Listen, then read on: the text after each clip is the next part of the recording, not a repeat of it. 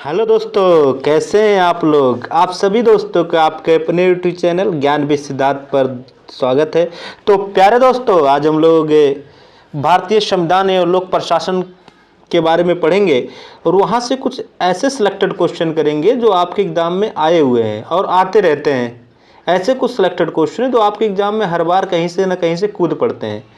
तो भारतीय संविधान के बारे में हम लोग आज अच्छे से जानकारी करेंगे और एक क्वेश्चन आप देखेंगे ना, एक क्वेश्चन में आपको कम से कम 6 क्वेश्चन जानने को मिलेगा और 6 क्वेश्चन का आंसर भी मिलेगा। तो प्यारे दोस्तों, हम ऐसे चीज़ पढ़ाएंगे जिससे आपको पूरा क्लियर होगा, ठीक है, क्रिटिकल क्लियर नज़र आएगा। और गारंटी लेता हूँ कि एक क्वेश्चन से आपको कम से कम 4-5 क्वेश्चन यहाँ से तैयार होगा। तो चलिए ज़्यादा बातें ना करते हुए फिर हम लोग स्टार्ट करते हैं अपने वीडियो को, ठीक है। तो हम लोग चलिए स्टार्ट करते हैं और पढ़ते हैं। चलिए प्यारे दोस्तों, सब अपने चैनल को शेयर कर दीजिए, सब्सक्राइब कर दीजिए, लाइक कर दीजिए, कमेंट कर दीजिए। चलिए पहला क्वेश्चन पढ़ते हैं। शेयर कर दिए, चलिए पढ़ते हैं फिर। निम्न में से कौन सा संशोधन अधिनियम मिनी संविधान माना जाता है। अब देखिए, मिनी संविधान माना जाता है कौन सा संशोधन, ये पूछा क्वेश्चन में। तो यहाँ से दोस्तों देखिए, मिनी संविधान संशोधन आपको पता होगा कि मिनी संविधान संशोधन कब हुआ था। ये आपका हुआ था 42वां संविधान संशोधन जो हुआ था 1976 में। उस समय हमारे देश में भारतीय राष्ट्रीय कांग्रेस द्वारा आपातकाल लगाया गया था, जो 25 जून से लेके 1975 और 21 मार्च 1977 तक था। 25 जून 1975 और 21 मार्च 1977 के दौरान लगाया गया था। उसी समय ये 42वां संविधान संशोधन हुआ था, ठीक है दोस्त।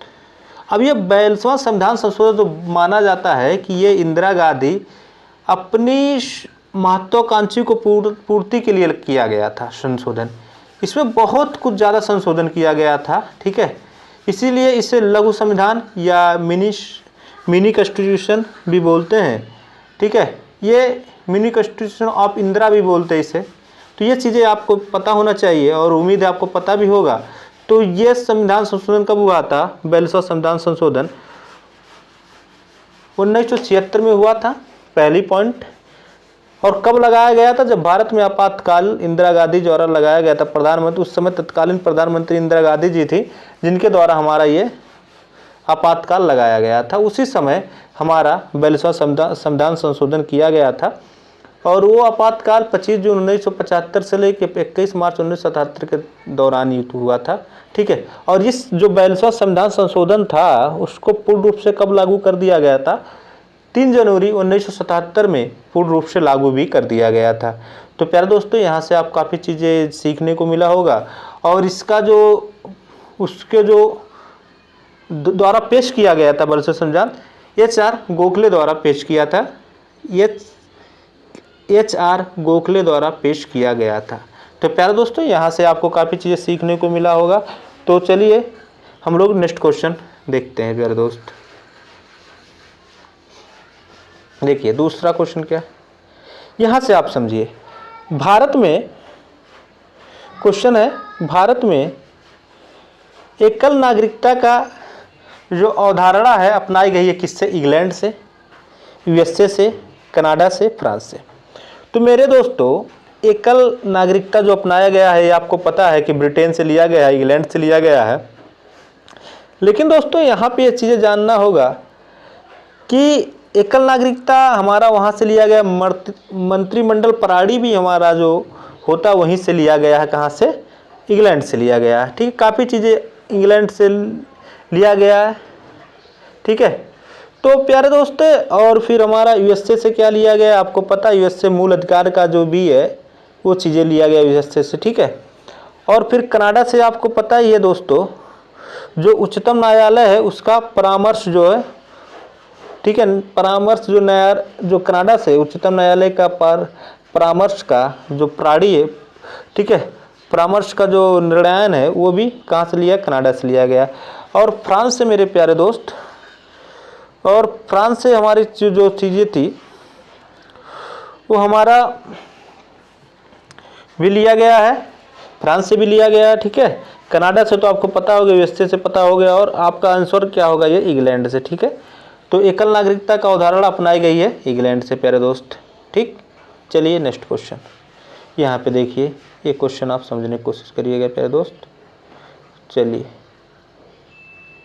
तो ये क्वेश्चन क्या है, भारत के संविधान के ऊपर सबसे अधिक प्रभाव निम्नलिखित किसका माना जाता है। अब देखिए, भारत में जो संविधान के ऊपर सबसे ज़्यादा अधिक प्रभाव किसका माना जाता है, तो आपको पता है दोस्तों, अगर पता हो तो आप कमेंट बॉक्स में लिखिए। अगर पता हो आपको तो कमेंट बॉक्स में लिखिए। अगर नहीं पता है तो ऑप्शन नंबर कौन सा होगा, तो ऑप्शन नंबर हमारा होगा डी वाला, हमारा सही हो। भारत सरकार में जो संविधान था, देखिए भारत संविधान 1935 में संविधान को प्रमुख स्रोत, हमारा जो वर्तमान संविधान है उसका प्रमुख स्रोत माना जाता है 1935 को। ठीक है, क्योंकि यहीं से संघीय प्रशासन प्रणाली का नींव रखी गई थी। भारत में जो संघीय प्रशासन प्रणाली है 1935 से लेके ही हमारा जो वर्तमान संविधान है उसमें नींव रखी गई थी। ठीक है, ठीक है, यहीं से, इसी से लेके हम लोग क्या किए, जितने रियायतें थी भारत में, हमारे जो रियायतें थी उनको सब मिलाया गया। ठीक है, ब्रिटेन द्वारा जो इधर उधर रियायतें हमारे बांटा गया, तो उस सबको 1935 के संविधान जो अधिनियम था उनके द्वारा सबको मिलाया गया। ठीक है, ये पूछ लेता है जो रियायतें हमारी मिलाई गई थी टोटल, वो कौन से संविधान के द्वारा भारत में मिलाया गया था, तो 1935 के संविधान के द्वारा बनाया गया था। और सबसे ज़्यादा जो वर्तमान में संविधान है उस पर जो सबसे ज़्यादा प्रभाव है मेरे प्यारे दोस्त, देखिए प्यारे दोस्तों, सबसे ज़्यादा प्रभाव तो 1935 का है। ठीक है, अधिनियम 1935 का। ठीक, क्योंकि यहीं से संघीय प्रशासन प्रणाली का नींव रखी गई थी। क्योंकि देखिए, जो संघ थी दो इकाइयों में थी, पहले ब्रिटिश भारतीय प्रांत योग देसी रियायतें थी। उस समय ब्रिटिश भारतीय प्रांत और देसी रियायतें थी। ठीक है, और उसी को लेके देसी रियायतें, ब्रिटिश भारतीय प्रांत उसी को लेके, ठीक है, हमारी रियायतें जो शामिल किया गया था। क्योंकि उस समय जो, ठीक है, संघीय व्यवस्था कभी अस्तित्व में नहीं आई। ठीक है, और देसी रियायतें जो थी इसमें शामिल होने के लिए मना भी कर दिया था। देसी रियायतें इसमें शामिल होने के लिए मना भी कर दिया था उस समय। ठीक है, तो उस समय क्या किया गया कि सबसे ज़्यादा प्रभाव जो पड़ा इस पे, तो भारत सरकार का अधिनियम 1935 का है। देखिए, भारतीय संविधान अधिनियम 1935 का सबसे ज़्यादा जो वर्तमान संविधान उस पर प्रभाव पड़ा है। ठीक है, ये चीज़ें आपको पता होना चाहिए। चलिए, ज़्यादा एक ही क्वेश्चन में ज़्यादा टाइम नहीं लगाएंगे। चलिए नेक्स्ट क्वेश्चन करते हैं। देखिए, भारतीय संविधान में मूलभूत अधिकार किस संविधान से लिया गया, अभी बताएं आपको मूलभूत अधिकार किससे लिया गया, अमेरिका से। मूलभूत अधिकार किससे लिया गया, अमेरिका से। ठीक, अमेरिका से क्या लिया गया, मूलभूत अधिकार लिया गया। ठीक, और क्या लिया गया, देखिए राष्ट्रपति और उपराष्ट्रपति की जो प्रणाली इस समय हमारे देश में चल रहा है वो कहाँ से लिया गया, अमेरिका से लिया गया। ठीक, और जो उच्च न्यायालय है, उच्च न्यायालय और जो न्यायाधीश को हटाने जाने की जो उपलब्ध ग्रहण किया जाता है वो कहाँ से लिया गया, यूएसए से लिया गया। ठीक, और भी चीज़ें हैं यूएसए से, जैसे न्यायपालिका का स्वतंत्रता भी कहाँ से लिया गया, यूएसए से लिया, मतलब अमेरिका से लिया गया। ठीक, तो ये चीज़ें आपको पता होना चाहिए। अमेरिका से स्वतंत्र होना चाहिए न्यायपालिका, ये लिया गया है। ठीक है, मूलभूत अधिकार लिया गया है।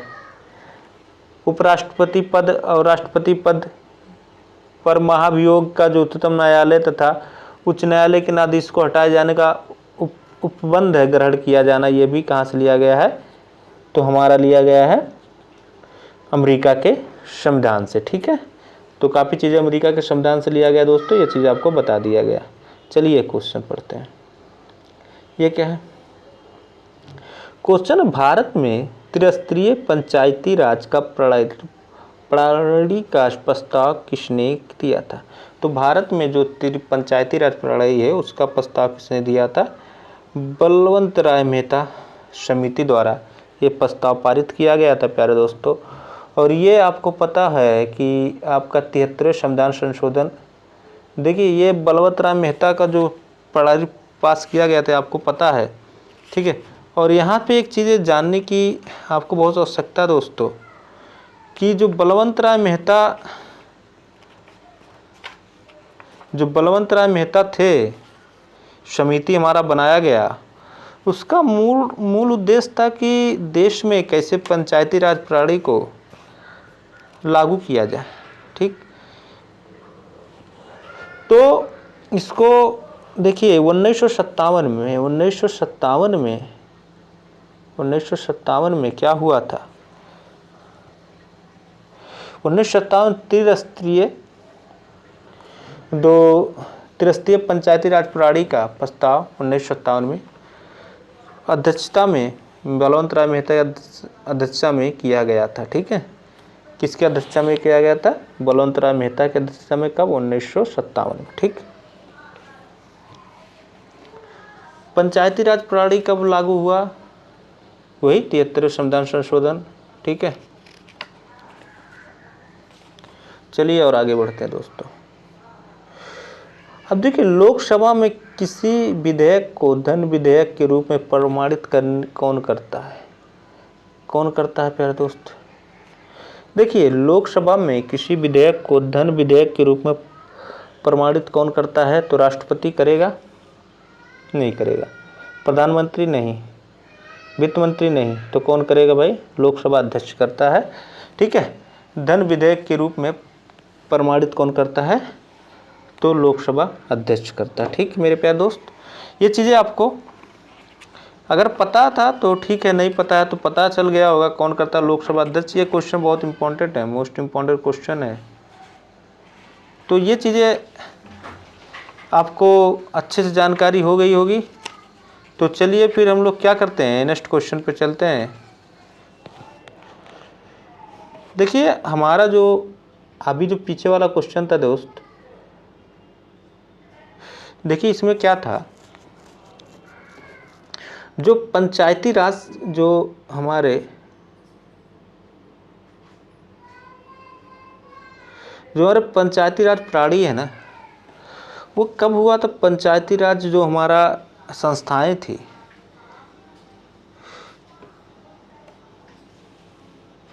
ये 1992 में संवैधानिक रूप से दर्जा प्राप्त हुआ, ठीक है। 1992 में संवैधानिक रूप से दर्जा प्राप्त हुआ और कहवा सा 73वें संविधान संशोधन था। ये 73वें संविधान संशोधन में 1992 में इसे संवैधानिक दर्जा प्राप्त हुआ। किसको? संविधान संस्था पंचायती राज को। ये संविधान के भाग 9 में रखा गया, ठीक है। और इसमें त्रिस्तरीय पंचायती राज का कहने का मतलब था ये ग्राम पंचायत, क्षेत्र पंचायत और जिला पंचायत तीनों रहेंगे, ठीक है। और फिर यह 74वां जो था 74 जो हमारा था संविधान संशोधन, उसमें क्या था, नगरीय जो हमारा नगरीय स्थानीय प्रशासन को संवैधानिक दर्जा प्राप्त किया गया, ठीक है।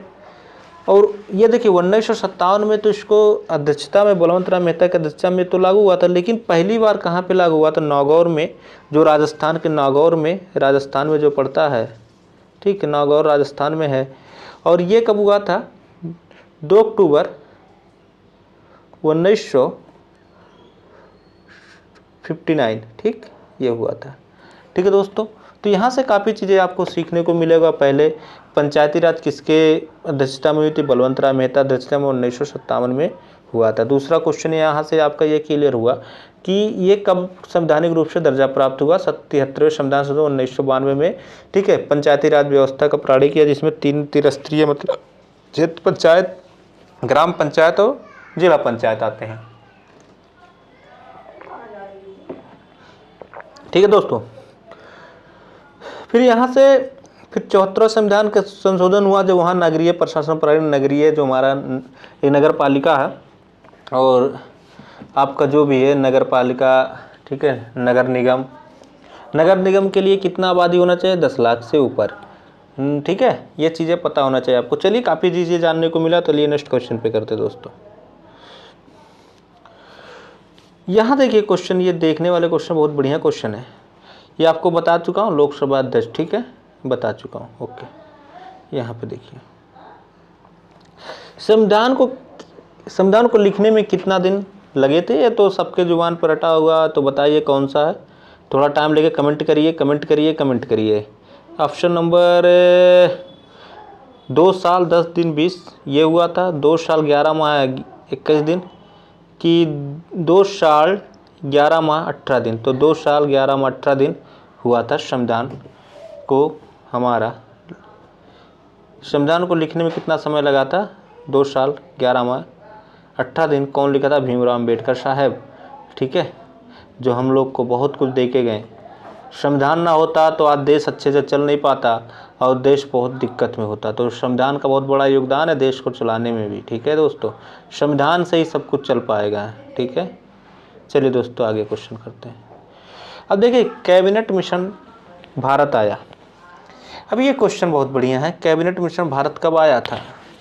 ये चीज़ें आपको, कैबिनेट मिशन भारत कब आया था, चलिए बताइए दोस्तों। अब देखिए, 24 मार्च 1946, 24 मार्च 1946 में, 24 मार्च 1949 में, 22 मार्च 1947 में, 24 मार्च 1948। तो बड़ा कन्फ्यूजन है, सब मार्च में रखा है, इसका मतलब मार्च में होगा। अब यहाँ पे देखिए, मार्च में आया था किस, 22 मार्च, 24 मार्च। तो यहाँ पे देखिए कौन सा ऑप्शन नंबर हमारा होगा मेरे प्यारे दोस्त?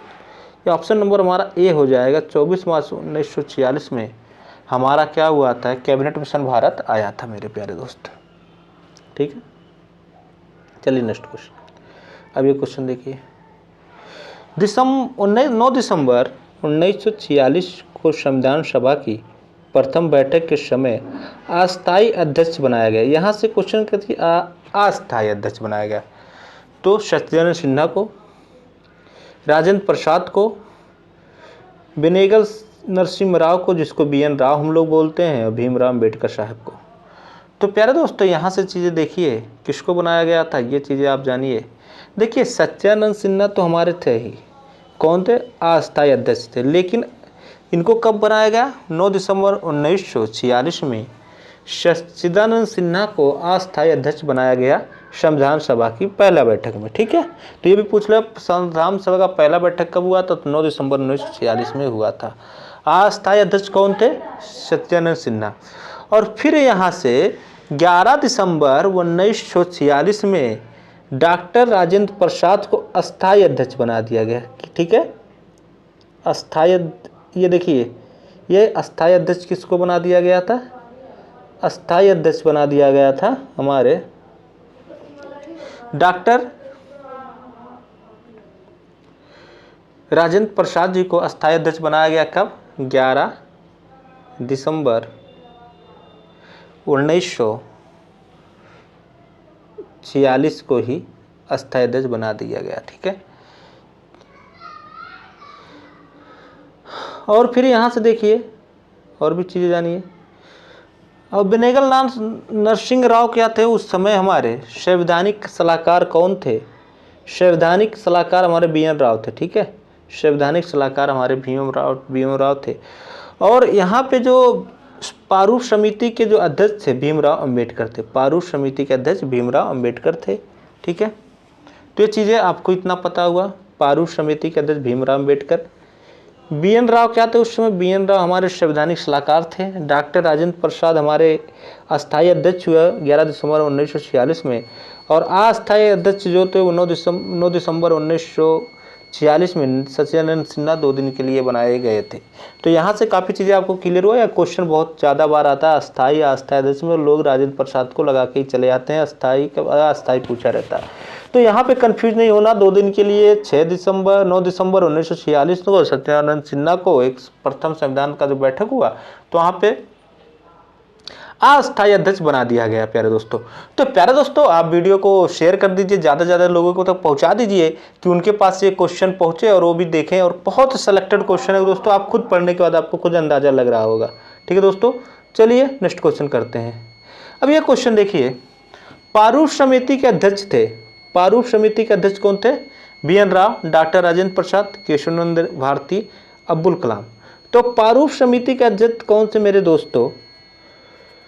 देखिए इसमें प्रारूप समिति के अध्यक्ष तो हमारे थे, इसमें ऑप्शन में दिया ही नहीं है।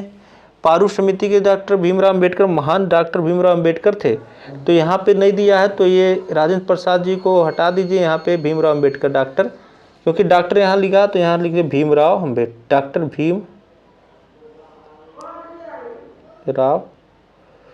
भीमराव अंबेडकर साहब को यहाँ मान लीजिए, ठीक, भीमराव अंबेडकर।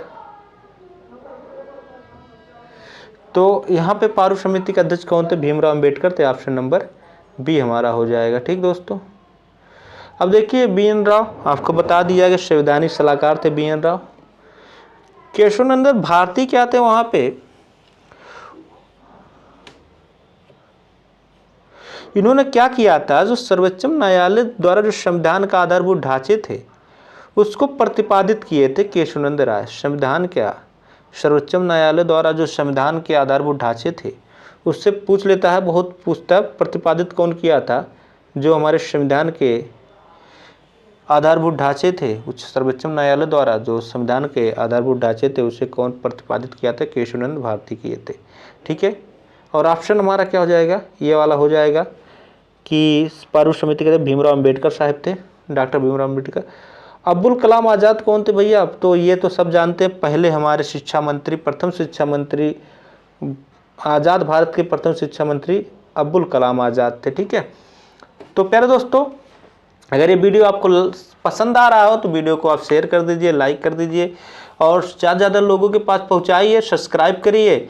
और बहुत अच्छा लगे तो आप प्लीज़, आपसे रिक्वेस्ट है कि हमारा मोटिवेशन बढ़ाने के लिए आप इस वीडियो को ज़्यादा से ज़्यादा लोगों के पास शेयर करिए। तो प्यारे दोस्तों, चलिए फिर हम आपसे नेक्स्ट वीडियो में मुलाकात करते हैं। तब तक के लिए आप सभी दोस्तों को नमस्कार, और तब तक के लिए जय हिंद, जय भारत, वंदे मातरम।